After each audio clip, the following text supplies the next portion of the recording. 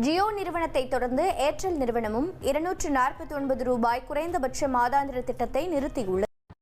ஆமாங்க, ஏர்டெலை தொடர்ந்து ஜியோவும் அவங்களோட 249 ரூபா பிளான தூக்கிட்டாங்க. அதுக்கு பதிலாக 299 ரூபா பிளான கொண்டுட்டு வந்திருக்காங்க.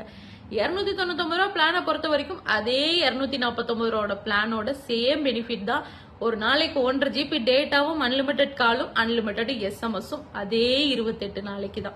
இதுக்கு முன்னாடி கூட அந்த 799 ரூபா பிளான தூக்குனாங்க, அகைன் அந்த பிளான கொண்டுட்டு வந்திருக்காங்க. பிளஸ் இந்த பிளானுக்கு வந்து வாய்ப்புகள் ரொம்ப குறைவு தான். ஏன்னா ஏர்டெலும் அந்த பிளான தூக்கிட்டு தான் 299 மினிமமா கொண்டுட்டு வந்திருக்காங்க. என்ன மாதிரி யாராவது நீங்க என்ஆர்ஐல இருந்து உங்க சிம் ஆக்டிவ் பண்ணதுக்காக ரீசார்ஜ் பண்ணிட்டு இருக்கீங்களா? பெட்டர் நீங்க இயர்லி பேக்குக்கு போங்க.